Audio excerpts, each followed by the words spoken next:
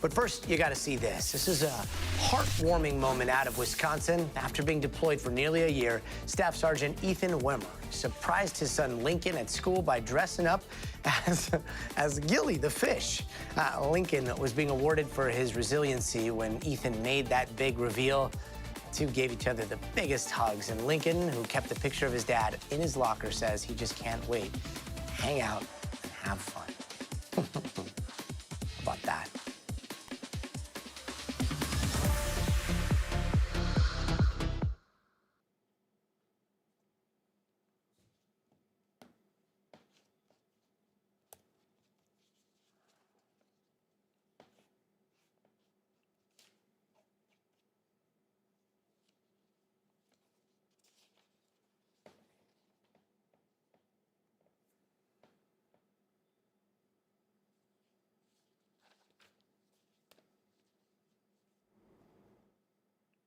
Still doing E-block? To the windows?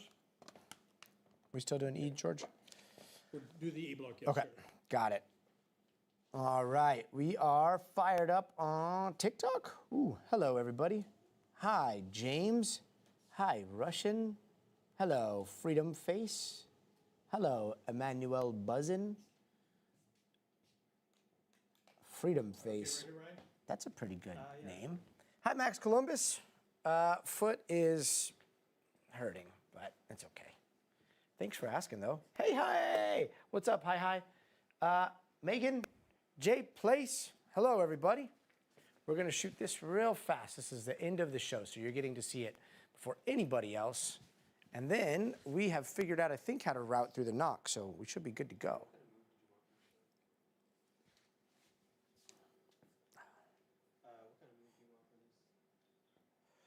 All right. Do you ever think about getting the arched brow? What kind of arched brow are you talking about? Moving on to get this done. Good. Good with divers at? Buddy, you're good, Ryan. In 5, 4, 3. Hey, welcome back. Fashion's biggest night has already kicked off out there in New York. This year's Met Gala theme is costume art. And so far, we've seen Nicole Kidman, Venus Williams, Katy Perry walking the steps of the Met. But with the glamour comes criticism, largely over co-sponsors of this year's gala, Jeff Bezos and Lauren Sanchez. And Chloe Malas explains. The Met Gala dubbed the Party of the Year, where the rich and famous celebrate celebrity and art and fashion too. This year, the focus not just on millionaire stars, but the event's billionaire funders. Lead sponsors, Amazon founder Jeff Bezos and his wife Lauren Sanchez Bezos, named honorary co-chairs. When the announcement was made that they donated a reported $10 million to the museum's Costume Institute, the backlash was swift, with some accusing the couple of buying their way to the top of the fashion world.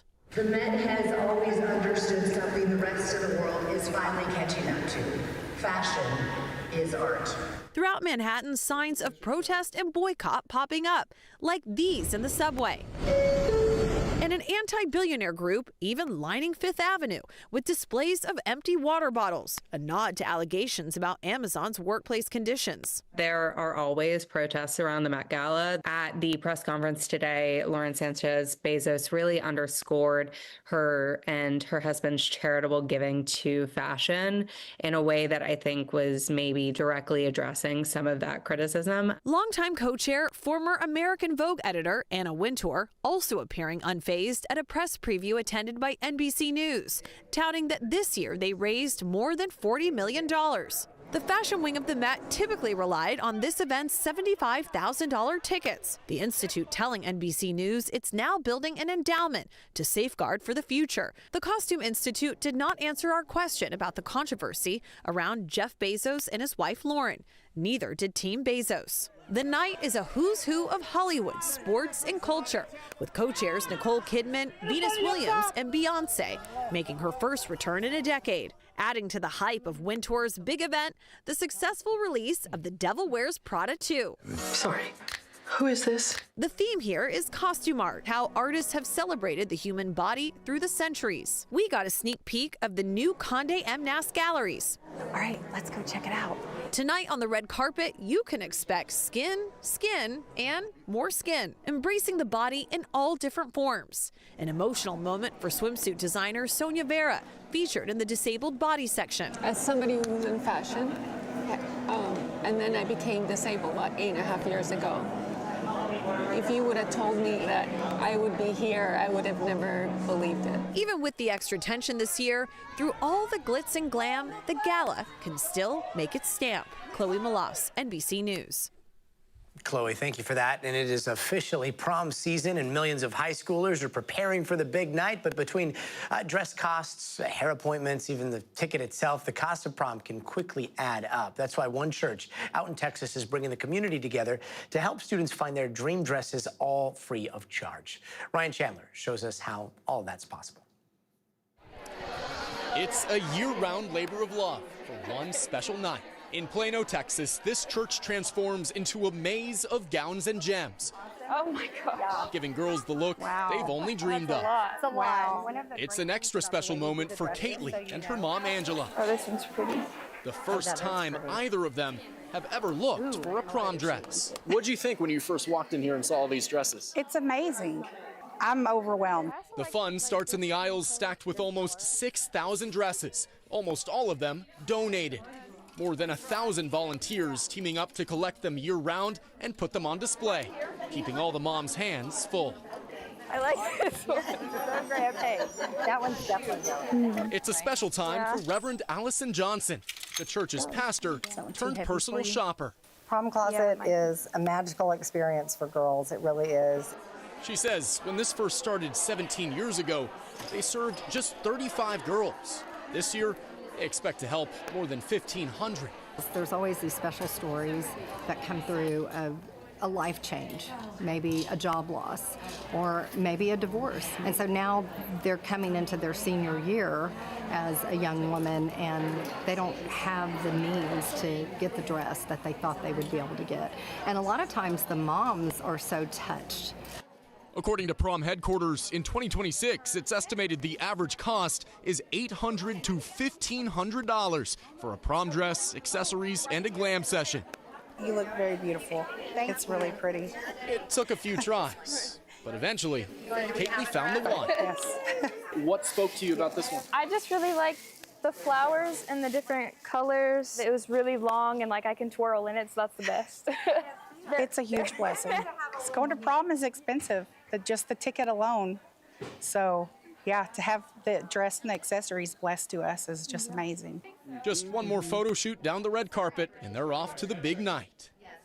I know it's going to be like magical, so. In Plano, Texas, Ryan Chandler, NBC News. Perfect dress to twirl. Ryan Chandler, thank you so very much. That's going to do it for us tonight. I'm Gotti Schwartz. We'll see you here tomorrow, but until then, stay tuned to NBC News now.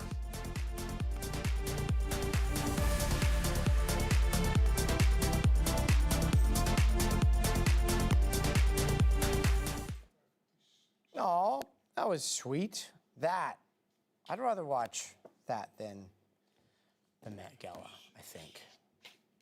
That's, you know.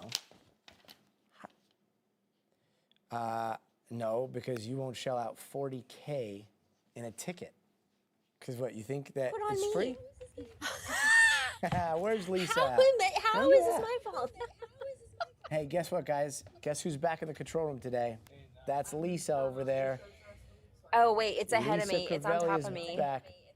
The control. I know. We got to figure it out. It's okay. Poor Kevin is multitasking, so he is just. I don't know if he's mad. It's okay. You can hear me. I'm just gonna talk to you. How about that? I can hear you. Hello. All right. What's up? And I think we're putting. Alan's bringing NBC's Garrett Hake, who's at the White House. Garrett, a lot of action for a ceasefire. What went down earlier today? Got it. The Raf Sanchez package. Yeah. Okay. Yeah. Perfect. Yeah. Okay. Sounds good. Octavia, agreed. Josh, what's up, Albuquerque? That was nice. Al, so is a co-host. Yes. Wait, so is a co-host what? Oh, stop. Primp for prom, Clyde? That sounds cool. Maybe we should do something on that. Where is that? Yeah, Lisa's back. Monkey Beast is pretty excited on Twitch. Max Columbus. Yeah, thank you, Monkey Beast. And joining us now is NBC News entertainment correspondent Chloe Malaska. Chloe, it looks like it ends with us. For now, means it ends with the lawyers, because so far it's the lawyers.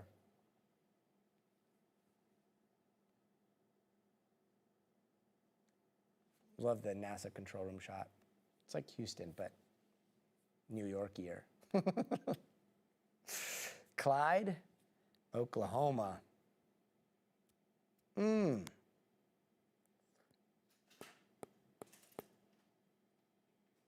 There's several giant ranches by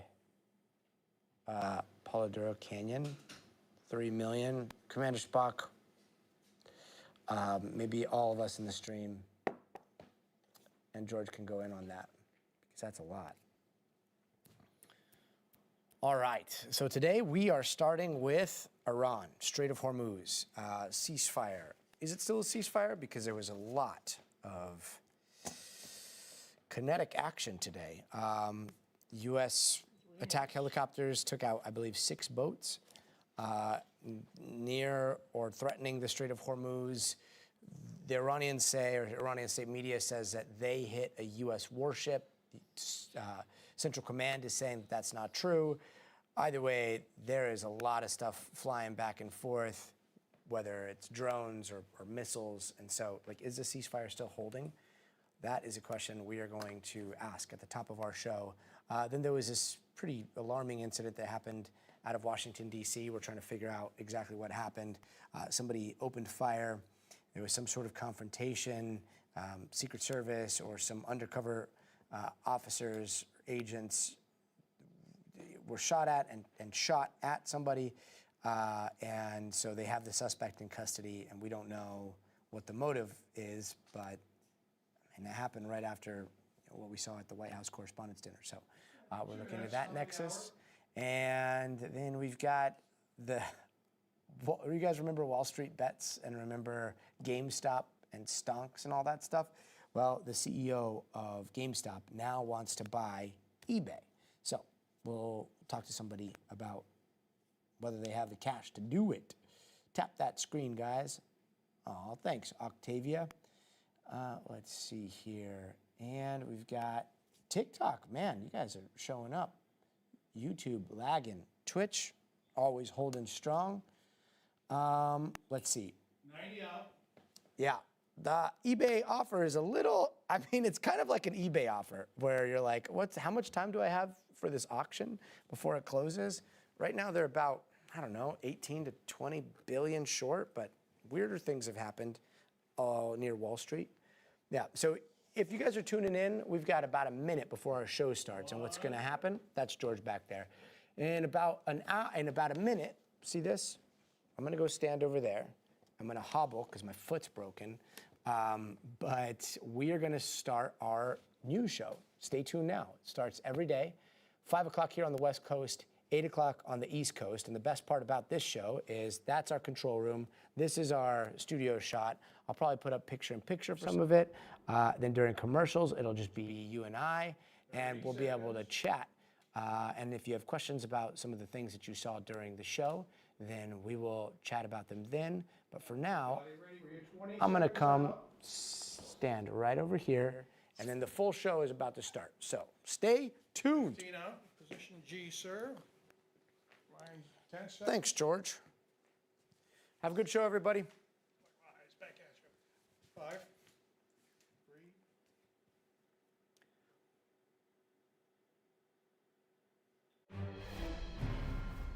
Hey there, I'm Gotti Schwartz, and tonight we start with flying missiles, drone strikes, and U.S. attack helicopters blowing up Iranian boats in a very fiery day of this ongoing ceasefire. But does that ceasefire still hold? Well, so far, yes, but tensions are once again rising during this very shaky period of peace.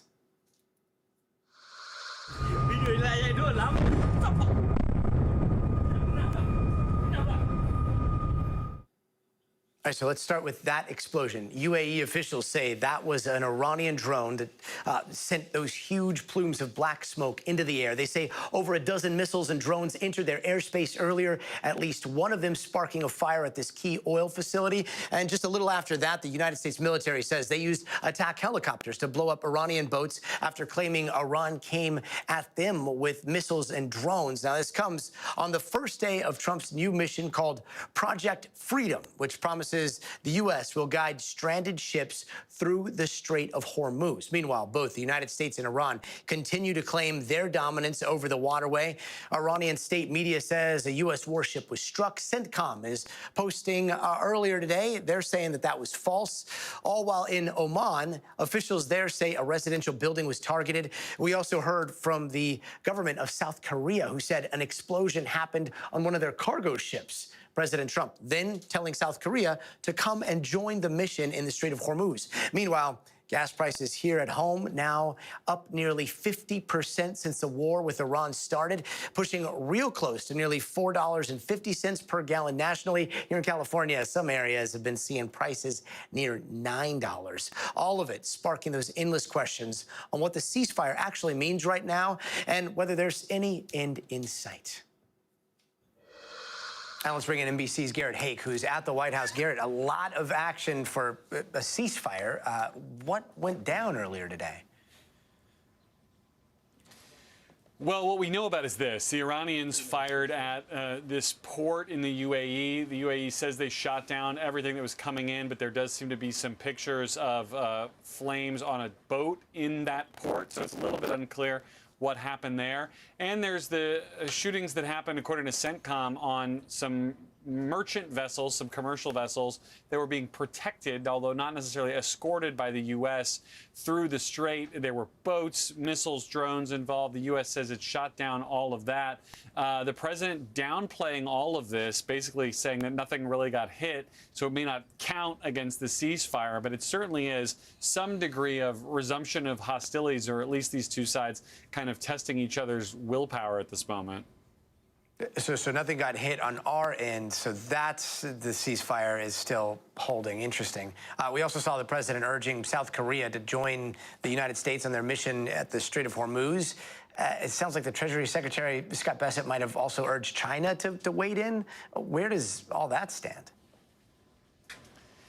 The administration has been consistently inconsistent when it comes to what their plan actually is on the Strait of Hormuz. And really going back a month or so, they've been trying to get other countries involved in either protecting assets that are coming and going or to join the military campaign in some capacity. It's the president's view that because so little of America's energy comes out of the Persian Gulf through the Strait, that this really ought not to be our problem, and that it ought to be up to the Asian companies that buy a lot of this energy, or to the Europeans to take a more active role. Those countries, while in some cases they've had meetings about this or sort of offered some kind of performative assistance, have basically acted as though this is something that the U.S. broke and that the U.S. will have to fix. And so those comments from the president, the Treasury Secretary, are kind of consistent with their desire to see these other countries take a bigger role, but I'd be surprised if they suddenly chose to do so now.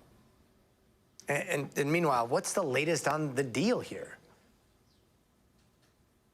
It's hard to know. I mean, this is another frustrating element of this. The president is saying that there have been positive conversations going on, but he won't say with whom. It's not clear in Iran whether the foreign minister is actually able to negotiate on his own, or whether the kind of hardliners in the IRGC, the Revolutionary Guard that basically rules Iran, are calling the shots. We've still not seen or heard directly from the new Ayatollah there. And so there's, I think, a little bit, it's some degree of happy talk here from the administration, and we just don't know how much of it is real or not, on the idea that a deal could be close. They've been saying that for quite some time now, and this resumption of at least some degree of hostilities today either pushes us closer in the president's case to having enough pressure to strike a deal, or it means that there's not one to be struck, and we just don't know the answer to that question yet.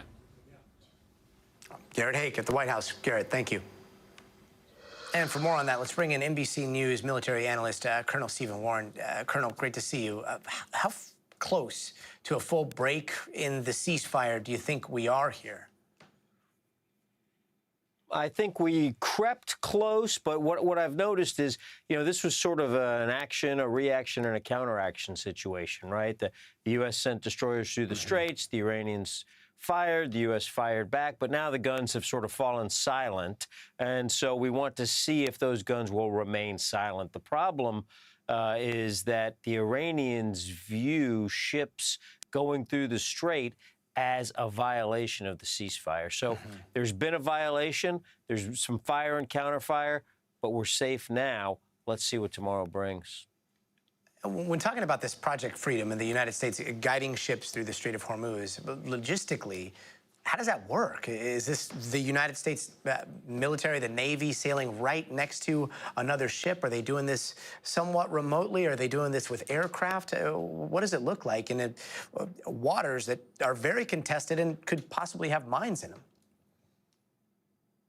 Yeah, it's busy waters. Essentially what this is guiding, it's a guidance mission, not an escort mission. So to answer your question, Gadi, the U.S. ships, the U.S. Navy is not generally going to be sailing directly with a merchant vessel. What they're doing, and Admiral Cooper, the commander of Central Command, said it well, he said they're providing a thick layer of defense. So that's ships positioned in strategic spots, that's helicopters patrolling the skies, probably fighter aircraft also patrolling the skies, and finally some electronic sensors and other capabilities that can detect if missiles are coming. So it's providing this layer of protection under which commercial vessels can then choose, if they feel safe, to transit the straits. So far, there have only been 2 that have gone through. We'll see if they begin to feel safer and travel through more rapidly.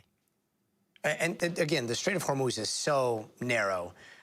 Since this has started, and I know that they obviously turned their beacons off and things are somewhat secret, but do we know of large American naval assets that have made their way through the Strait of Hormuz, or is everything that is already based in the Persian Gulf staying in the Persian Gulf, and everything that is in the Gulf of Oman staying in the Gulf of Oman? Well, we have reports, Gadi, that the United States Navy has transited the straits in recent days.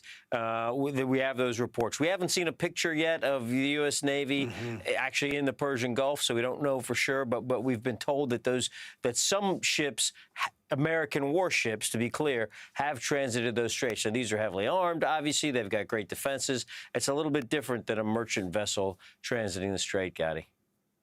And Colonel, I wanted to ask you something. Today we heard Iranian state media saying that a United States ship was hit. We saw CENTCOM very quickly saying that that was inaccurate, that was false.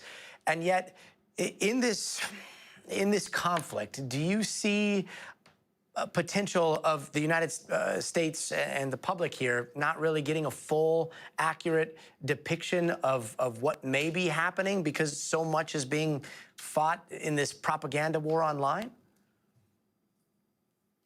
There's a lot of misinformation out there. There's a lot of propaganda moving around. I have confidence that U.S. Central Command will do everything they can to communicate cleanly and accurately to the United States public what's happening. That said, they are constrained, rightfully so, by operational security needs. The United States Navy does not want the Iranians to know if they've been successful, right? If they scored a blow, the United States Navy doesn't want to let the Iranians know that. So it would make sense to hold back as much information as necessary to confuse the enemy. But I'm very confident that United States Central Command and the United States Navy want to inform the American public as much as they're able to. Colonel Steve Warren, thank you. The fog of war continues even through the ceasefire. And we are following some breaking news right now in Washington, D.C. We understand that the Secret Service there was an officer that shot a person just outside the Washington Monument earlier today. Monica Alba has more on what we know right now. Tonight, another security scare just blocks from the White House, and minutes after Vice President Vance's motorcade had passed through. Battalion 6 respond for the shooting on 15th Street and Madison Drive Northwest. U.S. Secret Service investigating an officer-involved shooting near the Washington Monument and the National Mall. It began around 3:30 this afternoon. Our plainclothes officers and agents that consistently patrol the outer perimeter of the White House complex identified a suspicious individual that appeared to have a firearm. Uniformed Secret Service then confronting the individual. Upon making contact, that individual fled briefly on foot, withdrew a firearm, and fired in the direction of our agents and officers. They returned fire and engaged. That individual was hit. A bystander was also hit and injured. This video showing the vice president's motorcade a short time before. And you can hear what could be the gunfire on our White House camera. As agents with long guns rushed people inside. President Trump speaking in the East Room, making no mention of the incident, which comes just 9 days after a gunman ran through a security checkpoint, allegedly trying to assassinate the president at the White House Correspondents' Dinner. The Secret Service on this afternoon's shooting. Whether or not it was directed to the president or not, I don't know, but we will find out. Monica Alba reporting. Monica, thank you so much. And turning now to the Supreme Court of the United States, which has been temporarily lifted a ban on getting the abortion pill mifepristone by mail. The justices blocked the lower court's ruling on Friday that said people must see a doctor in person to get the pill, which caused a lot of confusion for both providers and patients. Nearly 2/3 of abortions are by medication, and about 1/4 of abortions are now provided through telemedicine. SCOTUS is putting their decision on hold for at least another week as they decide what to do in what could be one of the first major abortion rulings since Dobbs back in 2020, which said there was not a constitutional right to abortion. The 2022. Sorry about that. Let's bring in NBC News legal analyst Danny Savalos. Danny, exactly where do things stand right now, and does this hint at where SCOTUS might be headed on this? Gotti, I'm old enough to remember 12 hours ago this morning when I appeared on air to talk about this case, and it was in a massively different procedural posture. That's because this morning, the Supreme Court had not yet weighed in, and the pill was effectively banned or stayed from being distributed by the Fifth Circuit Court of Appeals. What a difference a few hours make, and now the Supreme Court is essentially administratively stayed the stay. And it just highlights how confusing these stays can be, because one court says, while we figure this out, this is how we're going to preserve the status quo. Well, then they appeal, and then a second court says, no, we're going to allow this to go forward. And then you get to the Supreme Court, they say, no, we're going to stay the stay on top of the stay, and everybody stayed.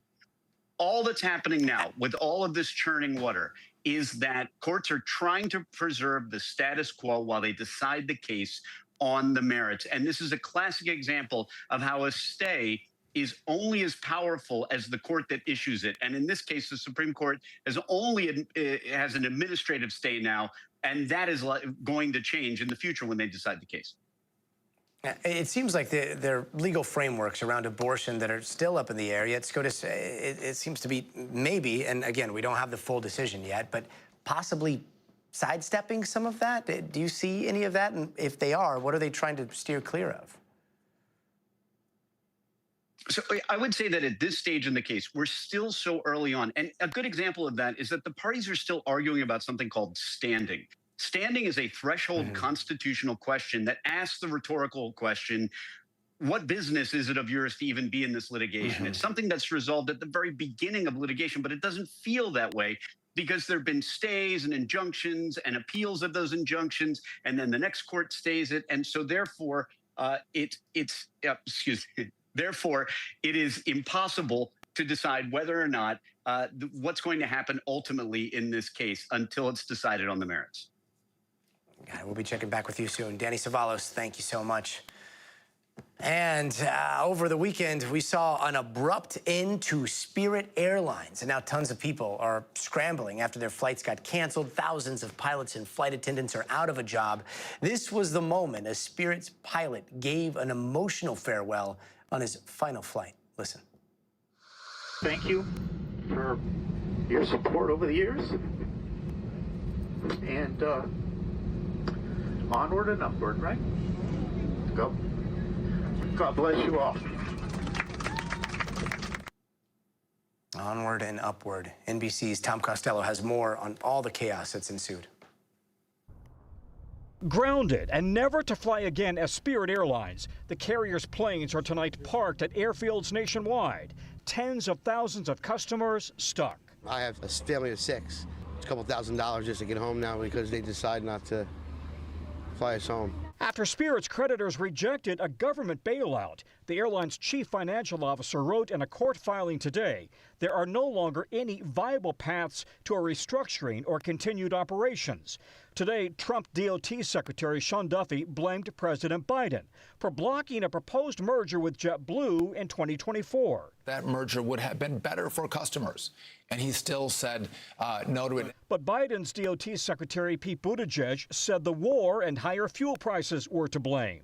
Spirit's biggest hubs included Fort Lauderdale, Orlando, Las Vegas, Detroit, Atlanta, Chicago, and Houston. In Atlantic City, Spirit made up 75% of air service, leaving customers searching for options.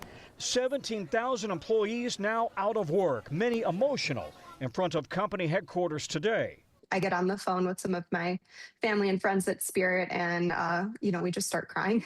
Tonight, many airlines are offering temporary lower fares to stranded Spirit customers. But with fuel prices soaring, summer vacation budgets are under threat. Domestic airfares already up 18% over last year, international up 7.5%, with expectations they will continue climbing as the war drags on. Tom Costello reporting. Tom, thank you. And it looks like the It Ends With Us legal drama might be coming to an end. Co-stars Blake Lively and Justin Baldoni reached a settlement today in their years-long legal battle, which looks like it means no trial now. This all started when Lively accused Baldoni of sexual harassment during the production of the 2024 movie and alleged that Baldoni's production company, Wayfarer Studios, retaliated against her after complaining about alleged misconduct on the set. Baldoni has repeatedly denied those claims. He filed his own counter lawsuit, and so much of the legal fighting has now spilled all across Hollywood. And joining us now is NBC News entertainment correspondent Chloe Malas. Chloe, it looks like It Ends With Us, for now, means it ends with the lawyers, because so far it's the lawyers' joint statement. That's the only thing that we've seen that says that this might be over, right? What is this statement saying? I mean, this is fascinating because it's coming just a couple weeks before this federal civil trial was supposed to begin on May 18th. And in this statement, they talk about the fact that there were issues for Blake Lively on the set of It Ends With Us, but they don't get into it at all. They both say that they want to continue to provide a voice for those who are victims of domestic violence, but they don't give any details as to whether or not there was any sort of a financial settlement here or why this is coming now after just last week I was covering this pre-trial hearing that they were having where they were talking about how many weeks they wanted for this trial. And does this settlement surprise you? You know, look, at the end of the day, I say part of me saw this going to trial because Blake Lively seemed so firm in her conviction to make a point out of all of this. But at the same time, this was going to be messy. There were going to be text messages. There were going to be testimony, potentially from Blake Lively, Justin Baldoni. We're going to have Ryan Reynolds, Blake Lively's husband, in the courtroom. You know, all amid the backdrop of potentially her best friend, are they still friends? Taylor Swift's big wedding this summer, right? And there's those text messages between Blake Lively and Taylor Swift, and those were going to be read most likely throughout this trial. So if you thought it was messy, it was only going to get messier, and I bet you they were really thinking about the reputational damage that would continue if this really did play out in a federal courthouse. So I gotta say, I think it's the right decision here, but it is surprising, and I'm sure over the next couple days we are going to learn more about how this all came together. Yeah, the damage continuing, I think, is the key word there. I mean, reputationally, how much damage has already been done to them in the fallout of all this? Do you think that they're going to have a lot of projects in the works after what we've seen? So Blake Lively does have a movie that she's producing and starring in. So we'll see how that all shakes out for Lionsgate. She has her Betty Boo's line of drinks. She has a hair care line. Justin Baldoni obviously has a production company called Wayfarer Productions, which was the defendant here in this trial. So I think that you're going to continue to see them work, but I do also think you're going to see them lay low potentially this summer. The Met Gala is happening tonight here in New York City, and it's typically something that Blake Lively would go to, and we haven't seen her on the carpet at all yet tonight. So again, I think that it's too soon to say, but this definitely hasn't helped either of their careers. Chloe Malas, thank you. And that big trial with Elon Musk squaring off against OpenAI continuing today with OpenAI's President Greg Brockman on the stand. And one of the things we learned was that a couple of days before the trial kicked off, Elon Musk might have sent Brockman a text message asking if he wanted to settle the case. But when Brockman suggested that both sides drop their claims, Musk wrote this: "By the end of this week, you and Sam will be the most hated men in America. If you insist, so it will be."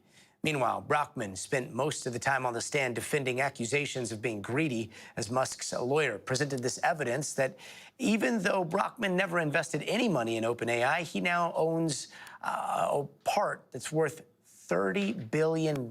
Remember, this trial is all about Musk suing both Brockman and Sam Altman for allegedly going back on their word and turning the not-for-profit business into a for-profit one. Let's bring in David Ingram, who's been following all of this, who's in the courtroom today. So, David, let's go back to the document filed in the trial here saying that Musk texted Brockman about a settlement 2 days before the trial started. What more are we learning here, and why was the offer by Musk not accepted? Right. So, Gotti, there's clearly not a lot of love lost between these two sides. But at some point, this was the Saturday before the trial started, Musk sends this text talking about a possible settlement. We don't know the exact terms that he laid out, but we know something of the counter terms that Greg Brockman sent back, which is essentially, look, let's drop this whole thing. Both sides drop all their claims. That apparently was not something that Musk was game for. This is the kind of lawsuit where it is hard to imagine what the settlement would be. There's not sort of two numbers and they could just split the difference and come to a payment halfway in between. This is a fundamental difference about whether OpenAI should be a nonprofit purely, in a sense, or should have a for-profit arm. They can't really compromise on that. Yeah, and there's also been a lot of talk about some certain diary entry by Brockman, right? Can you tell us a little bit more about that diary entry and why Musk is considering what OpenAI did as a bait and switch here? So this was something that basically Brockman kept a document on his laptop that he had as a running journal for both personal and business matters, where he would talk about what his thoughts were at the time. Either there'd be notes from a meeting, or after a meeting happens, he would go back and write about what happened. And these are pretty frank statements from him at the time. We're talking about sort of the 2017 time period here. And he's laying out what his thinking is about working with Elon Musk, whether he wants to continue working at OpenAI with Elon or do something else. And essentially, there's a lot of focus here on Brockman and his desire to be a billionaire. He says financially, how do I get to $1 billion? And this is an important point because it goes to his mindset and Elon Musk's allegation of, was he trying to steal from a nonprofit?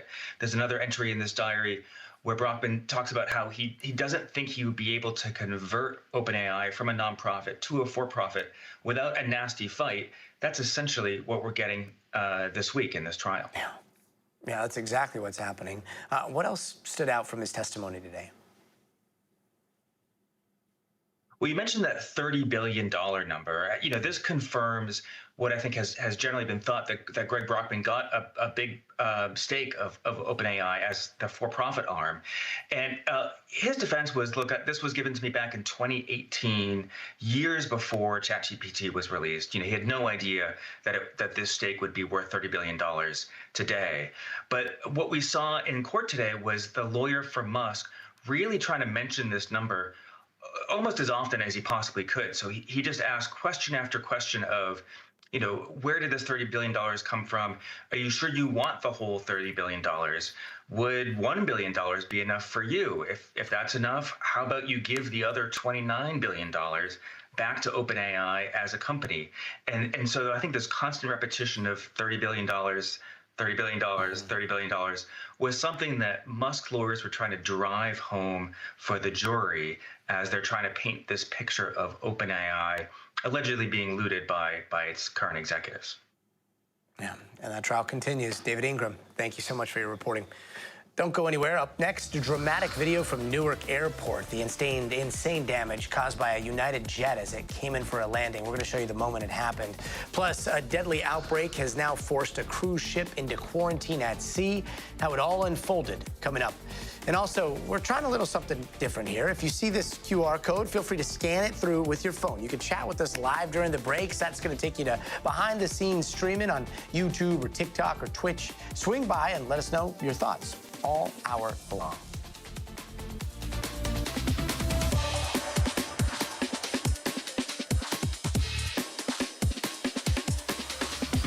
right, George, how much time we got? 2 minutes. We got 2 minutes. We got 2 minutes, everybody. Is the iPad charged today? That is a very important question. That is the first question that everyone should be asking because, what was it, Thursday or Friday? It went down. Sorry, it is. It's at 64%. We are good to go. What else are you guys talking about? What does your workday look like before going live? Could you ever take us behind the scenes? That sounds like a good idea. Oh, really? Interesting. Did you guys hear that? Lisa said that Blake Lively walked on the red carpet at the Met Gala. So she did make an appearance. Yeah, did she get any questions about it?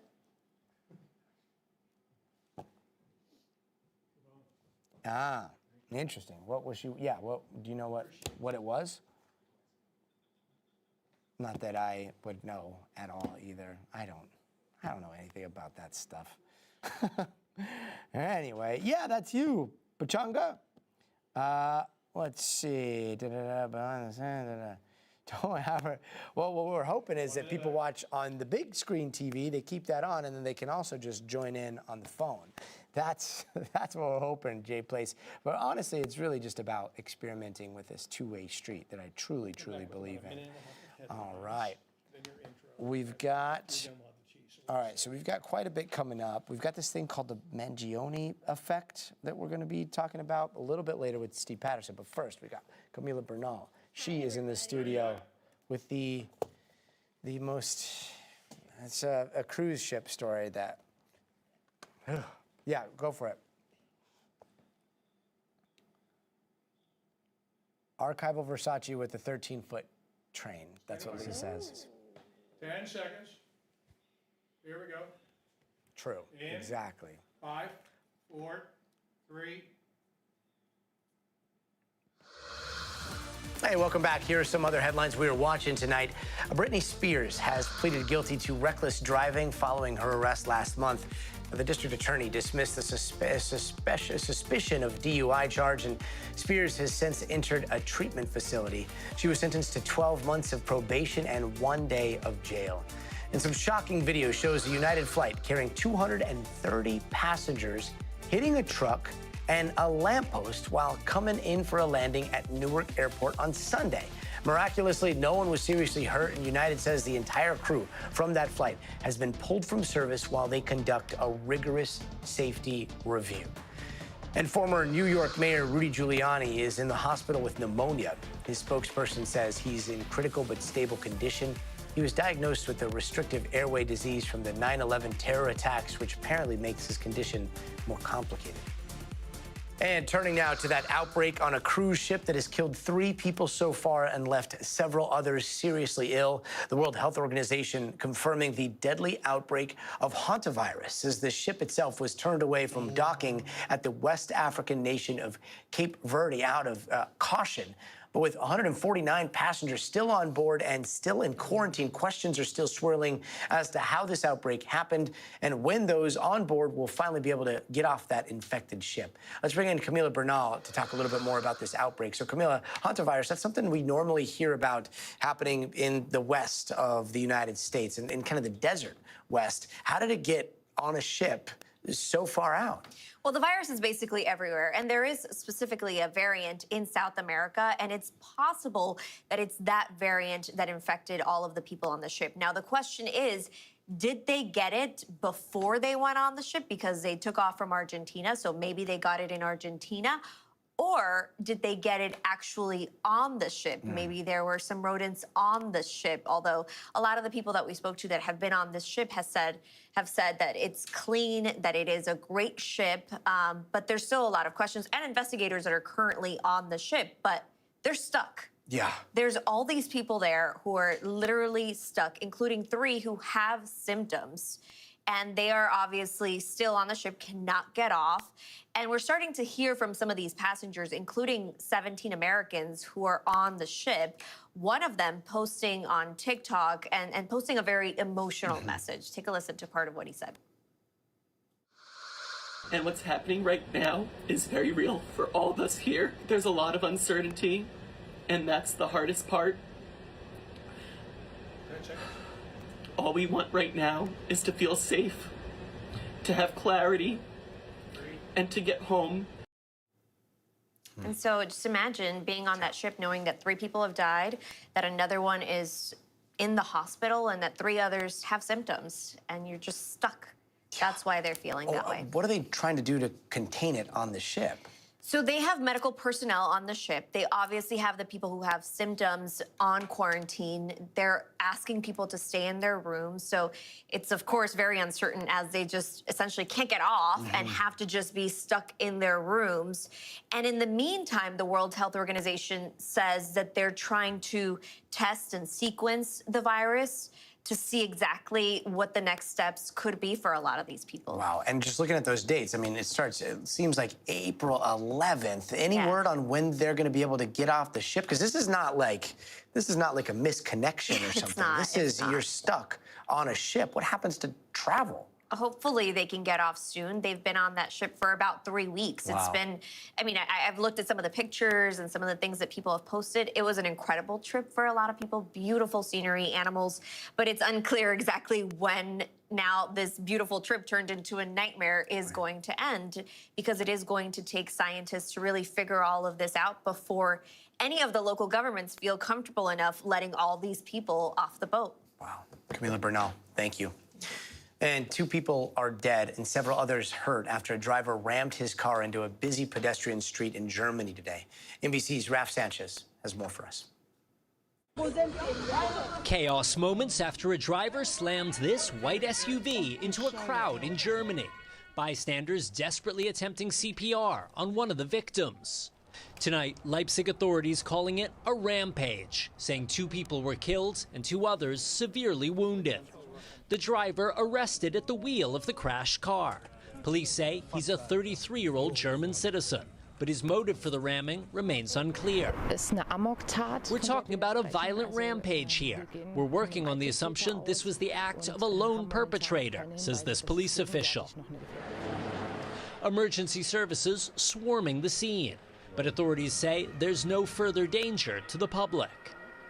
Germany, the site of several alarming vehicle attacks. In 2016, a driver plowing this truck through a Christmas market in an ISIS attack that killed 12 people. And 4 more incidents in just the last 2 years. Chilling video shows a driver slamming this vehicle into a crowd at another Christmas market in Magdeburg in 2024. 6 people were killed, more than 300 injured. The attacker, a refugee from Saudi Arabia with anti-Muslim views. And last year, 2 deadly attacks in rapid succession. The first in Munich in February, and 2 weeks later, another in the city of Mannheim. A grim and deadly pattern, tonight leaving Germany on edge.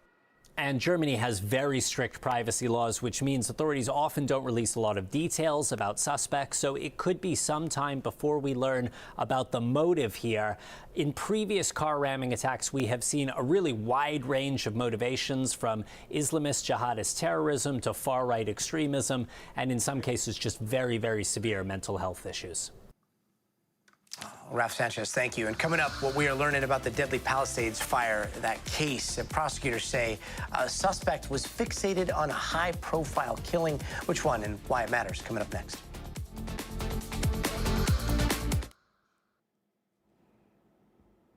All right.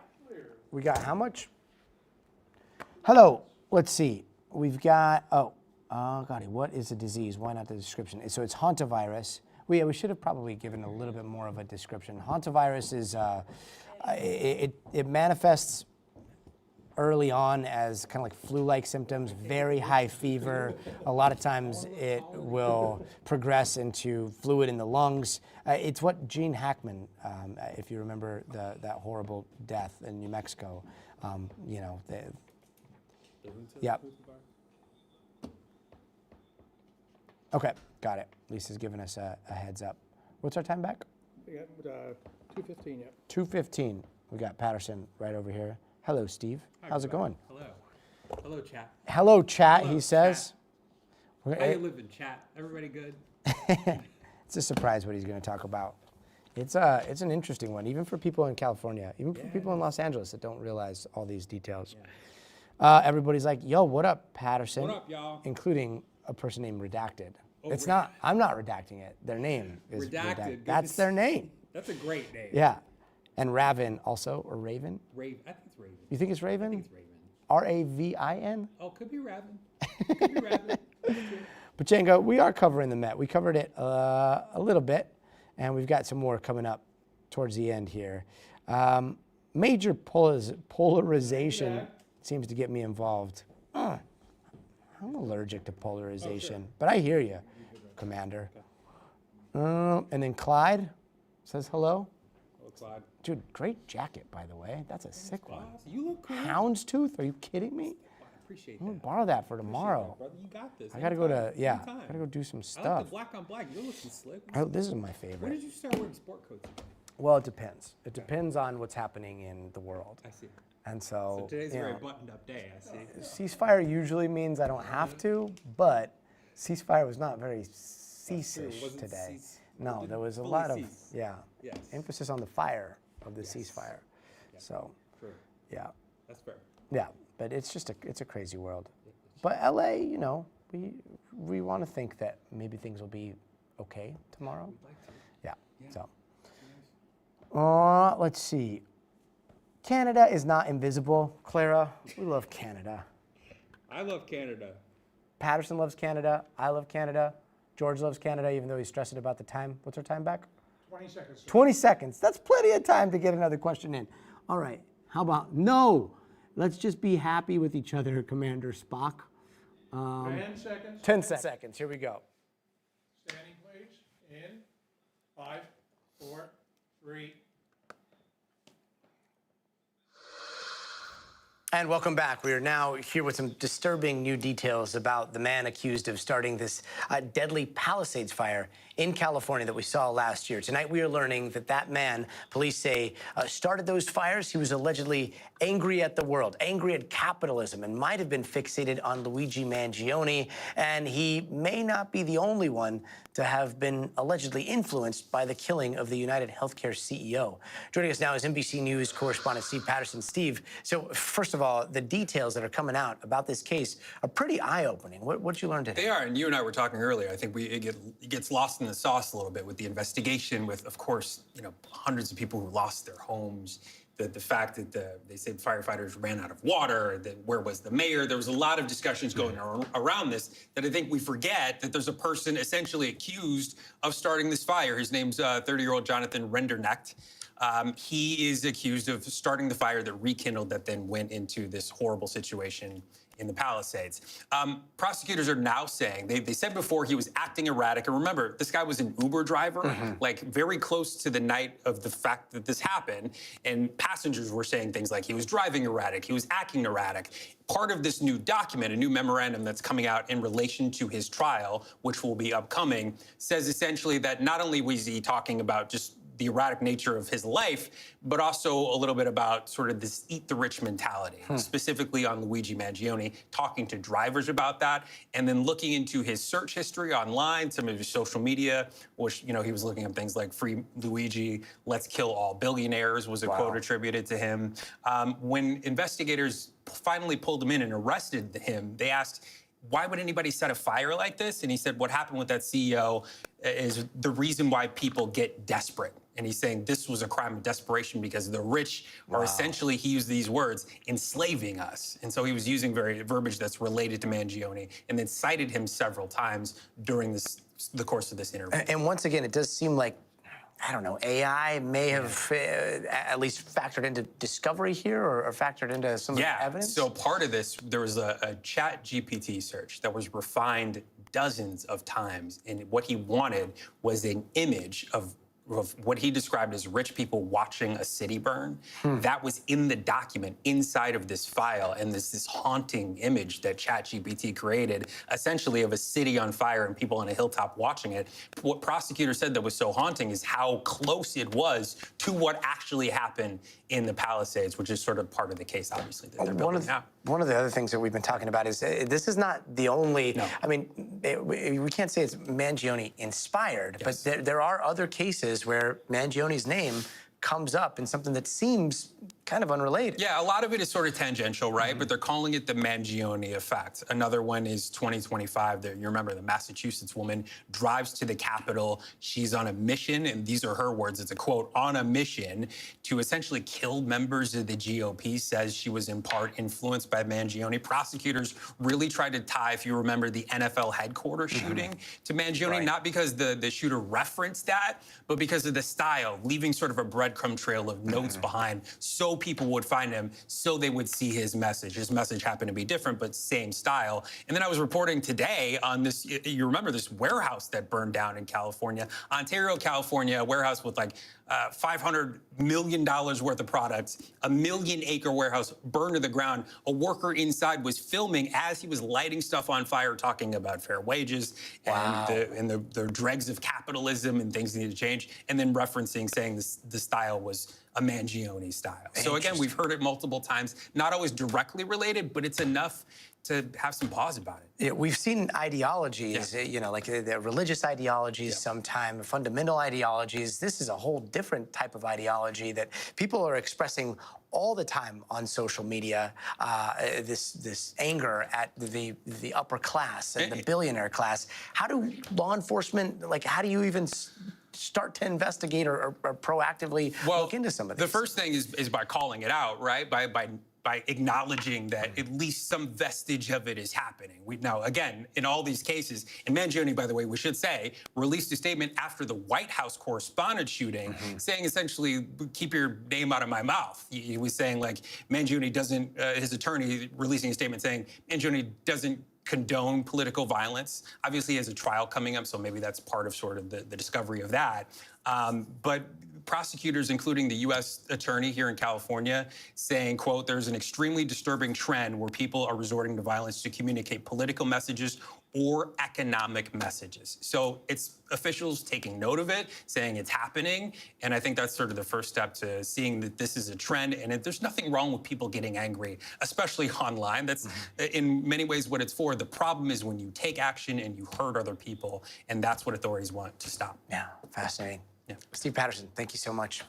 And coming up, in the future of everything, GameStop CEO making a stunning move, offering billions to buy eBay. But can they actually afford it? We're going to break down the high-stakes gamble coming up next. Thank you, brother. Thank you, man. All right. See you, chat.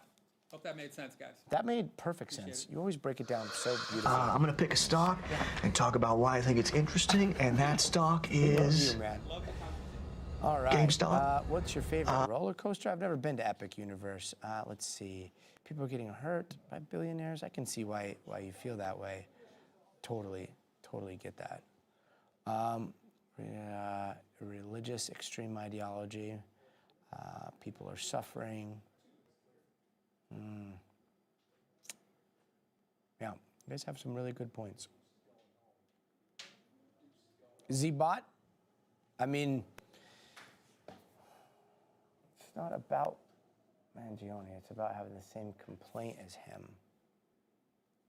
I think that's a pretty important distinction, and yet a common thread that we're starting to see is, as Steve Patterson was just talking about, is like the somewhat of a rallying cry. And so whether that's a person, whether that's an ideology, whatever it is, it seems to be a trend. We'll probably continue to cover it, but pretty crazy stuff. Do you and the reporters agree on probing questions? Actually, most of that, what you just saw, happened earlier today, too, when I went by Steve Patterson's desk. I'm like, dude, what's going on? And he showed me that ChatGPT picture, and it was, I mean, it's pretty stark. It's like he's sitting there trying to refine the search, trying to refine the image generation. One side is flames, and the other side is the city. And so he had a very specific image that he had in mind. And again, once it's like we're starting to see generative AI and chatbots at least used in the evidence. Let's see. What did you see word for word what you said? SSJ. I mean, there's many ways that you could mean that, but I understand what you're saying there. Let's see. Yeah. And we'll look into that. We'll look into that, Mr. Nolan. Mangione didn't invent anti-capitalism sentiment. Yeah. I mean, it goes back, Fight Club. Like, remember Fight Club? And, there is so much anger and frustration over the lack of agency a lot of people have right now when it comes to economic mobility, when it comes to debt, when it comes to the way some see like billionaires continue to increase their wealth, and I totally get it, and yet, when violence happens, we cover it in the news. No, not.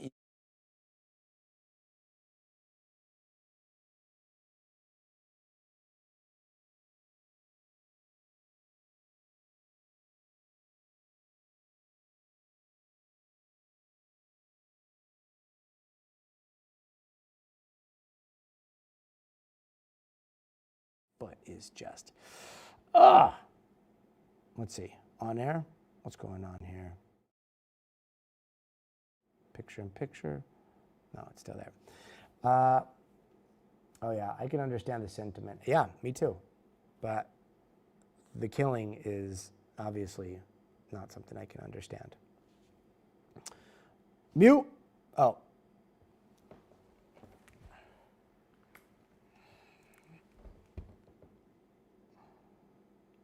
I think they killed the mic. Can you guys hear me okay? All good.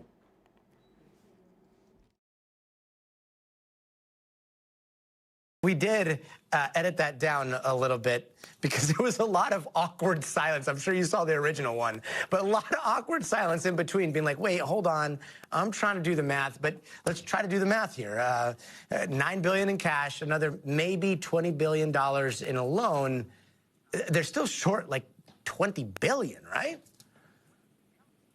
They're still significantly short what they would need to put up $56 billion offer here. I mean, is he in over his skis? Do they actually have the cash on hand? There are so many questions that Wall Street had today, and this sort of did come out of left field here. This was not what the street expected, and it even seems like investors aren't convinced that this actually will happen. Typically, this offer is about $125 per share, but eBay ended the day up only about 5%, making each stock worth about $109. And so that's nowhere near what Ryan Cohen, the CEO of GameStop, needs, or rather wants to see in response to this mega opportunity that he sees at hand here.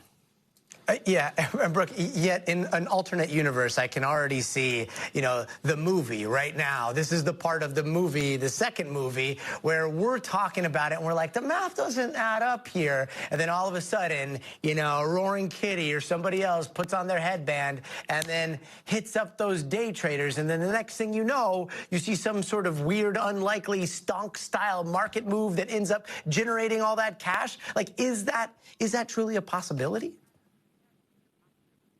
Well, when you think about Ryan Cohen, who once again is current CEO of GameStop, it seems like investors just aren't backing him like they once were. He was known as the meme stock king. He ultimately ran up the GameStop stock price back in 2021 during that meme stock craze era. And now what we saw today was that this just isn't the case, that these investors have to be convinced that GameStop is able to actually acquire eBay and that this actually does make sense. Cohen thinks that they'll be able to use the 1,600 stores in order to sell more collectibles. He thinks that GameStop and eBay have that in common.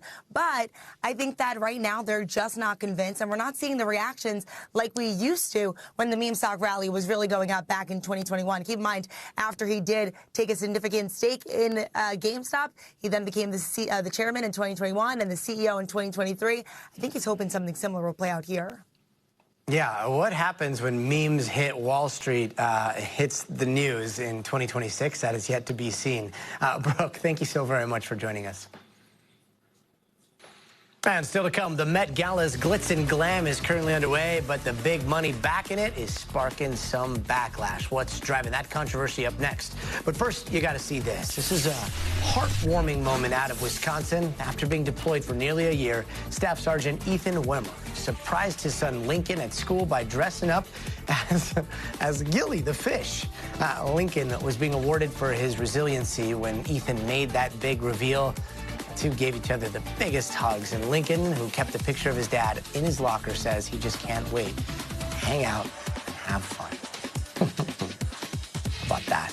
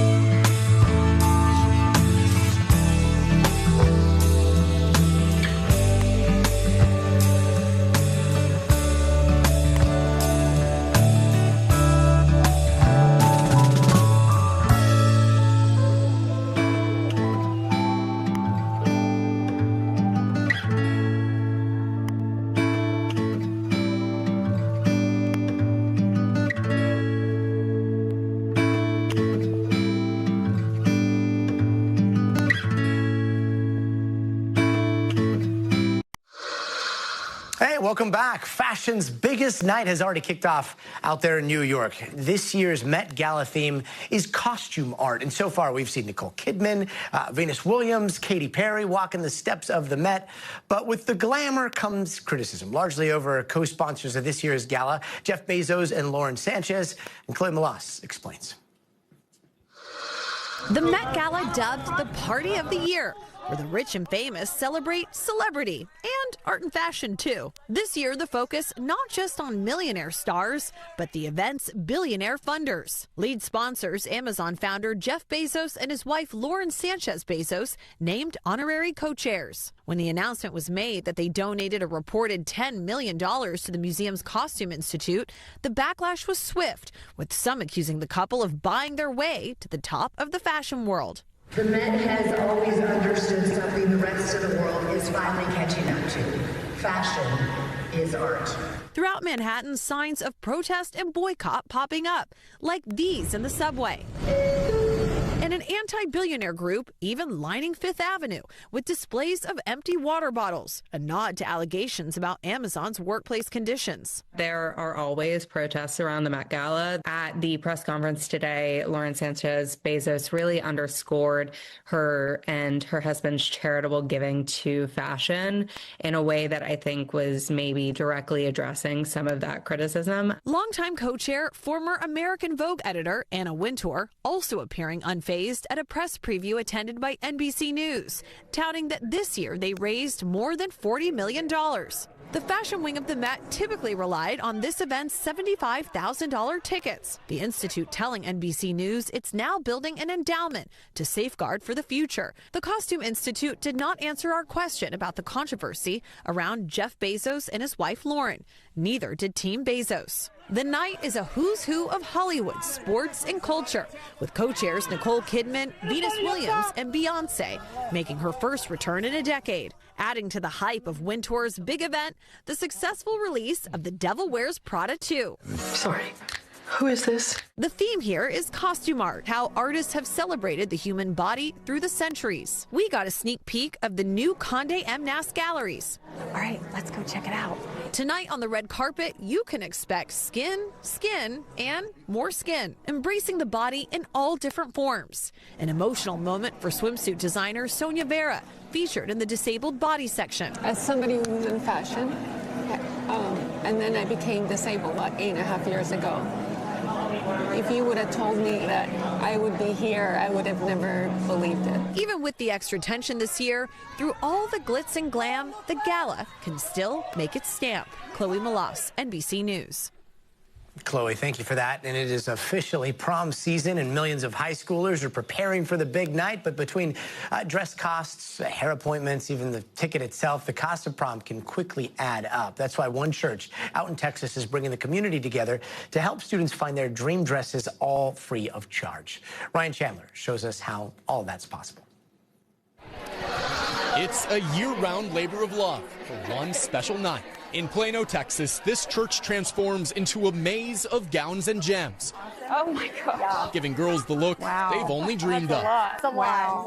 It's an extra special moment for Caitlin and her mom, Angela. Oh, this one's pretty. The first time either of them have ever looked for a prom dress. What did you think when you first walked in here and saw all these dresses? It's amazing. I'm overwhelmed. The fun starts in the aisles stacked with almost 6,000 dresses, almost all of them donated. More than 1,000 volunteers teaming up to collect them year-round and put them on display, keeping all the moms' hands full. I like this one. Okay, that one's definitely It's a special time for Reverend Allison Johnson, the church's pastor turned personal shopper. Prom closet is a magical experience for girls. It really is. She says when this first started 17 years ago, they served just 35 girls. This year, they expect to help more than 1,500.